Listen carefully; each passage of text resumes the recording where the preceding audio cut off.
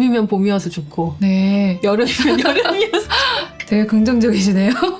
돌이켜보면은 저도 학창시절 때 계약을 매년 계약할 때마다 우울했던 기억이 새 학년에 적응하고 새 친구들에 적응하고 이러느라 막 너무 뭐 새벽 3, 4시에 자도 7시에 일어나고 막 이래야 되는 건가요? 사실은 새벽 3시까지 볼 수가 제가 있나요? 그렇다는 얘기는 아니고요. 운동화 끈을 메고 그냥 현관문 밖까지만 나가자. 안녕하세요. 사이킥의 김아름 작가입니다. 안녕하세요. 두 번째 마음의 노은정입니다. 소장님 좋아하는 계절 있으세요? 저는 모든 사계절을 좋아합니다. 봄이면 봄이어서 좋고 네. 여름이면 여름이어서 되게 긍정적이시네요. 네, 모든 계절을 좋아합니다. 네.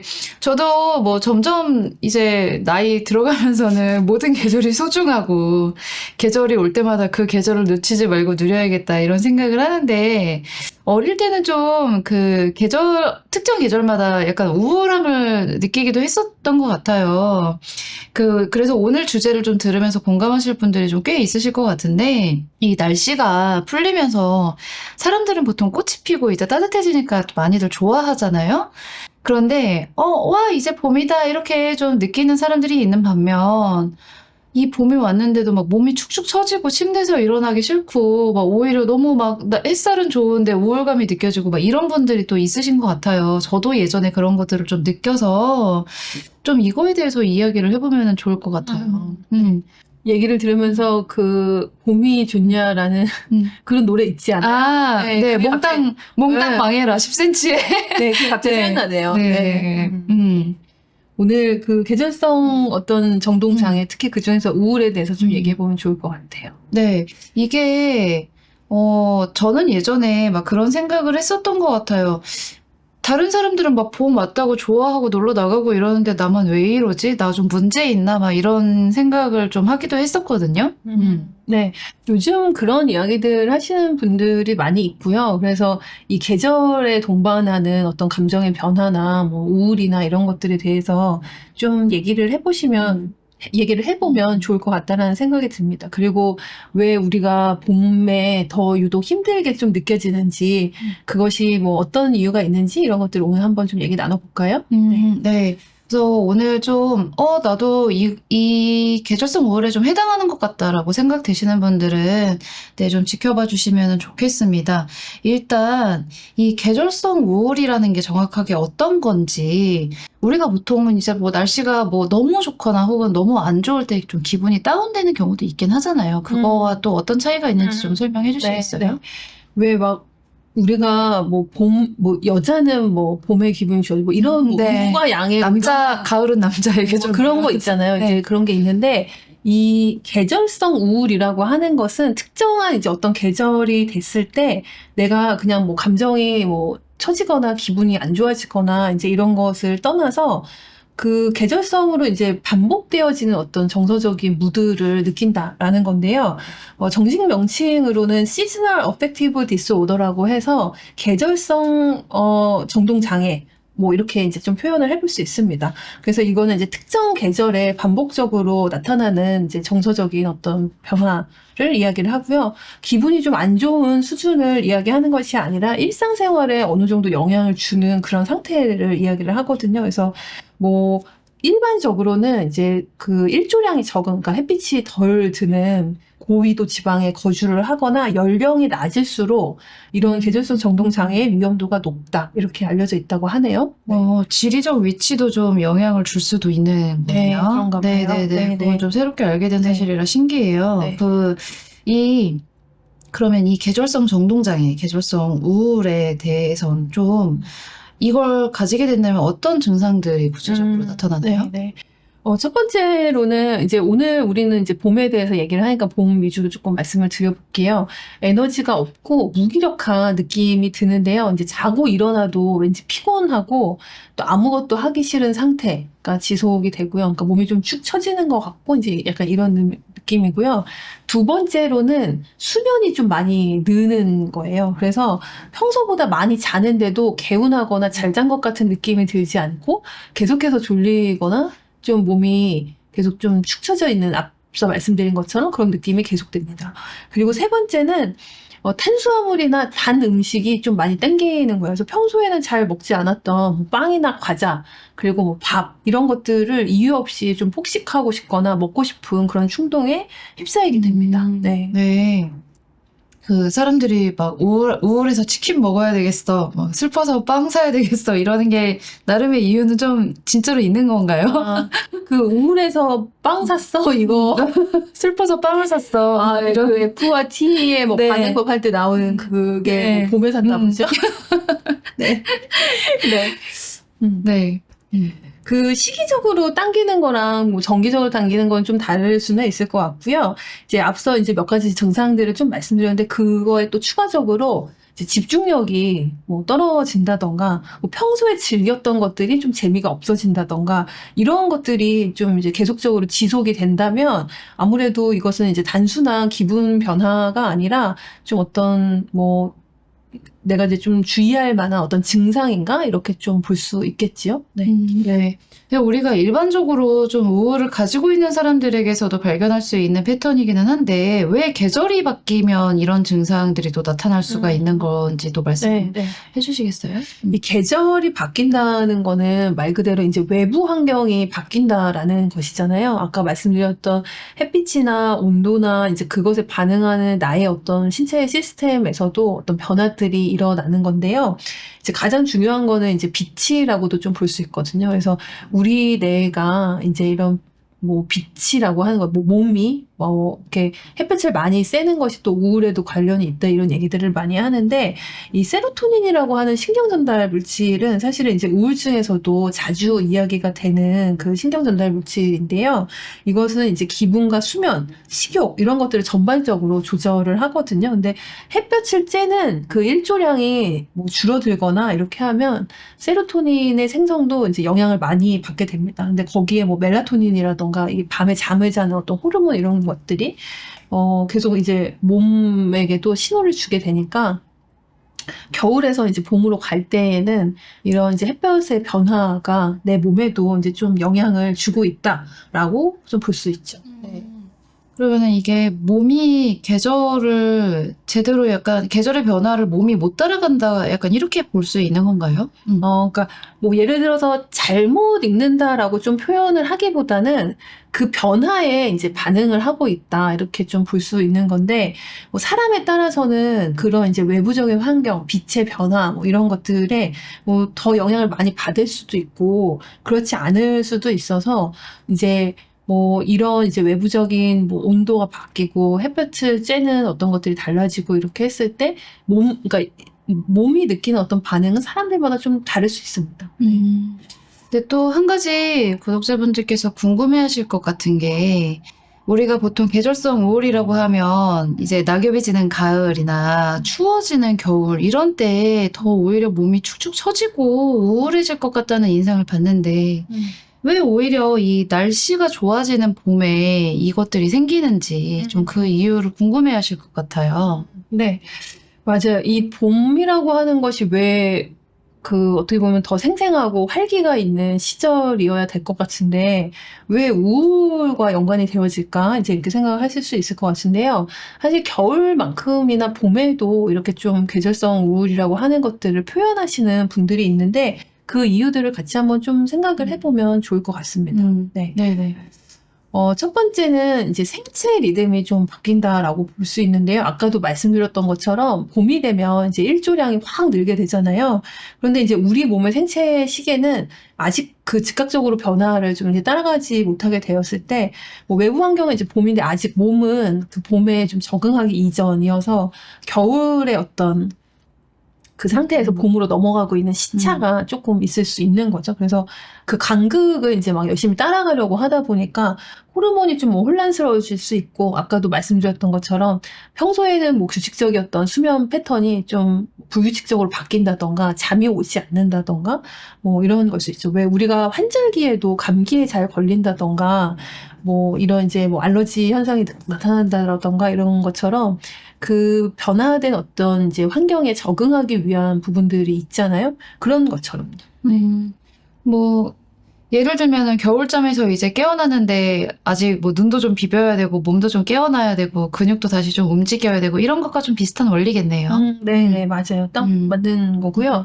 그리고 또 하나는 이제 좀 뭐 비교라고 하는 이제 부분들이 좀 심리적으로 어떤 영향을 줄 수 있을 것 같은데, 봄이 되면 이제 주변이 활기차고 막 꽃도 피고 뭐 이파리도 파랗게 나오고, 또 사람들이 뭐 그런 소셜 미디어나 이런 데 이제 아주 뭐 꽃사진, 뭐 꽃사진 올리면 뭐 나이 든 거라고는 하지만 이제 뭐 꽃사진이나 뭐 피크닉 사진, 또 어디 놀러 간 사진, 이제 이런 것들 많이 올리는데 이렇게 막 새 출발을 하는 어떤 느낌들이 있잖아요. 그리고 또 이 시절이 3월이나 뭐 이럴 때는 뭐 학교도 뭐 바뀌고 어떤 환경도 뭐 바뀌거나 이런 경우들이 많아요.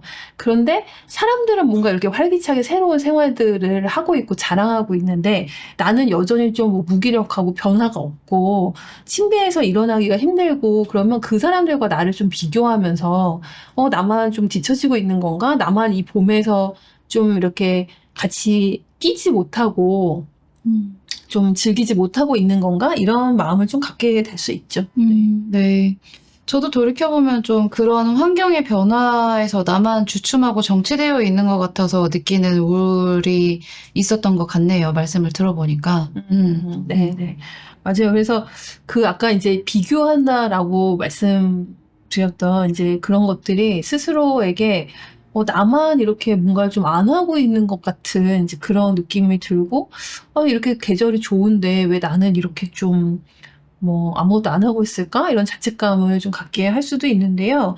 또 다음으로는 아까 이제 좀 잠깐 언급했던 3, 4월의 어떤 전환점이라고 하는 어떤 시기에 뭐 이 변화 자체가 사실은 스트레스일 수도 있거든요. 그러니까 실제로 뭐 다른 사람들이 변화하고 내가 변화하지 않을 수도 있지만, 내가 이제 그 어떤 가운데 있을 때 뭐 우리 집 아이들을 뭐 학교에 보낸다던가, 내가 이제 새로운 환경으로 뭐 적응해야 되는 뭐 대학 뭐 학기가 시작이 되었다던가, 뭐 이직을 했다던가, 뭐 이런 것들이 뭐 3월에 시작이 되어지는 경우들이 많이 있거든요. 근데 이것들이 사실은 환경 자체가 달라지게 되면 그 자체에 적응하기 위한 스트레스가 발생할 수밖에 없습니다. 그러니까 뭐 환경도 바뀌고 계절도 바뀌고 이렇게 하면 내 몸도 어쨌든 그것에 적응하기 위한 시간이 필요하다라고 좀 볼 수 있는 거죠. 네. 네.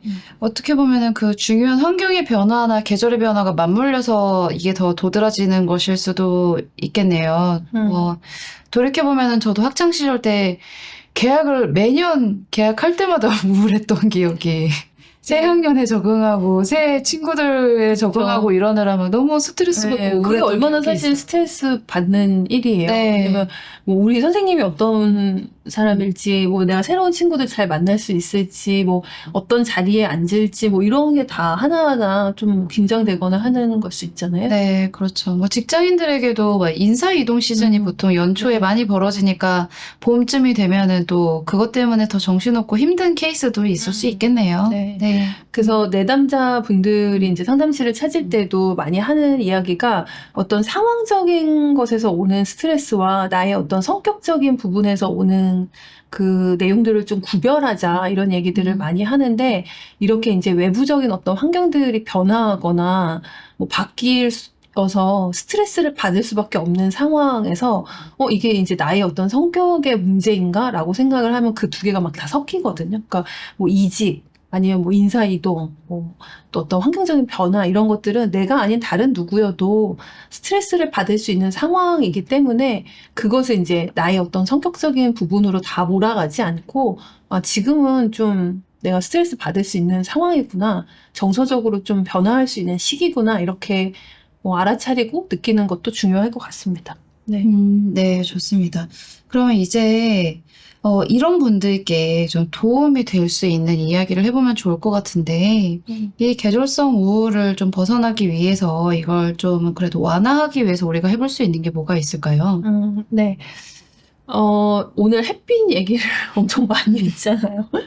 그래서 뭐 적당하게 한번 햇볕을 쐬어 보는 거예요. 근데 뭐 아침에 뭐 일어나서 나가는 것도 좋지만, 그게 좀 뭐 어렵다면 이제 오후에라도 10분이라도 이제 나가서 햇볕을 좀 쬐고 몸에 이제 어떤 생체 리듬을 이렇게 잡아줄 수 있도록 좀 해보는 게 좋습니다. 그래서 뭐 산책을 하면 사실은 이 걷는 속도가 굉장히 어떤 리듬이 있거든요. 그래서 그 리듬에 마음의 리듬도 사실 맞춰지거든요. 그래서 걷는다는 건 사실 되게 좀 뭐 평화롭게 나만의 어떤 시간을 즐기는 것이기도 해서 뭔가를 하고 있지만 하고 있지 않은 뭐 약간 그런 네. 상태잖아요. 그러다 보니까 그렇게 좀 걸으면서 좀 시간을 뭐 10분이라도 좀 만끽해 보면 좋을 것 같아요. 네, 맞아요. 의도적으로라도 햇빛을 좀 쬐고 걷는 거, 신체 활동 뭐 이런 것들을 권장하는데 그걸 해보는 게 제일 최우선이겠네요. 네.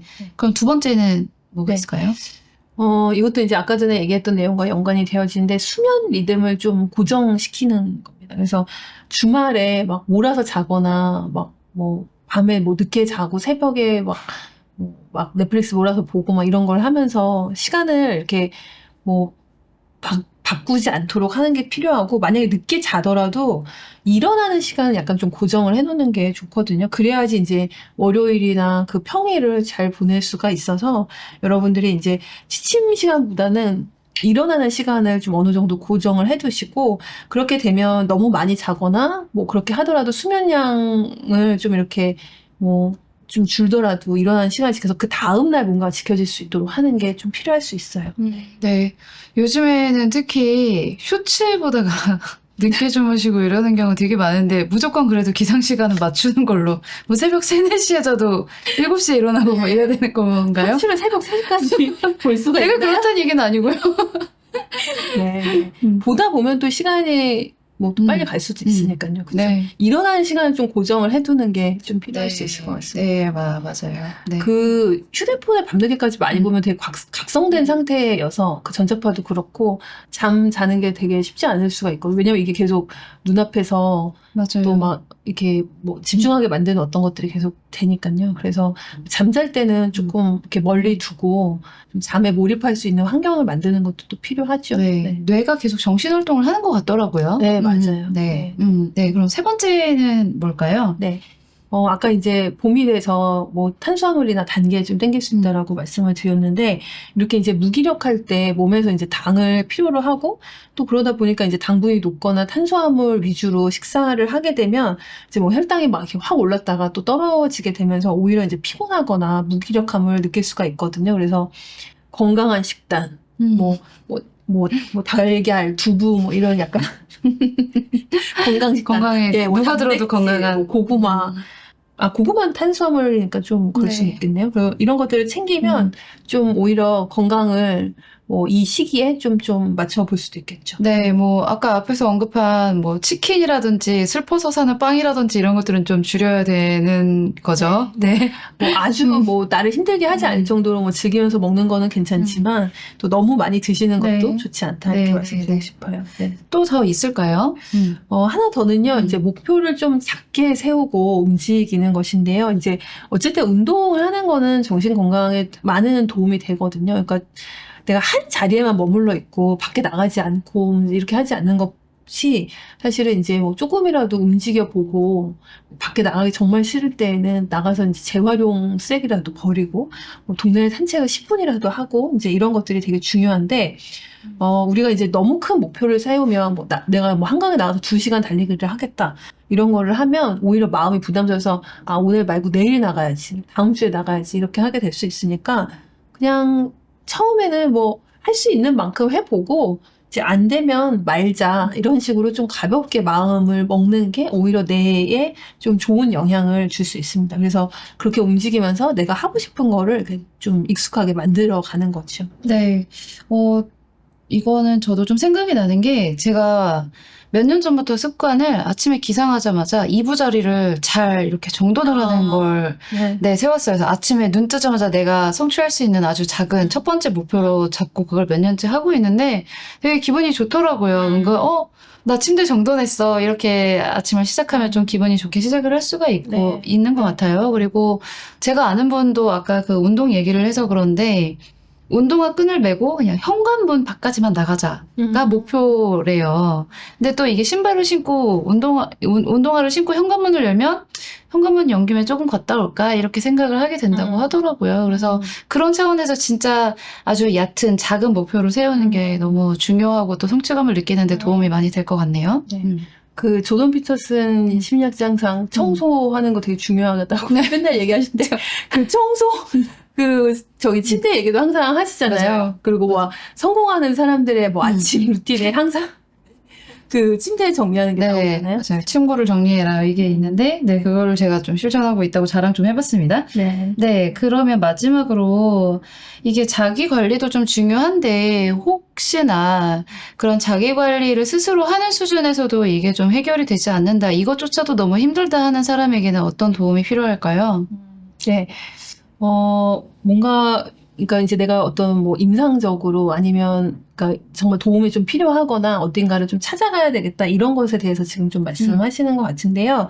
사실은 뭐 모든 어떤 정신 건강의 어떤 것들이 필요하다라고 여겨질 때 우리는 좀 너무 내가 혼자 있고 너무 고립되어 있다라고 생각하면 마음이 굉장히 어렵고 더 우울하고 힘들다라고 느낄 수 있거든요. 그래서 내가 이제 주변 사람들을 좀 만나고 어떤 연락을 취하고 이런 것도 좀 필요하거나 도움이 될 수 있는데 그것이 이제 크게 뭐 도움이 되지 않고 내가 정말 증상적으로 이게 일상에 영향을 너무 많이 줘서 이제 어떤 전문가의 도움을 받아봐야 되겠다 이렇게 좀 생각이 든다면 몇 가지 이제 좀 생각해 볼 수 있는 기준이 있을 것 같은데요.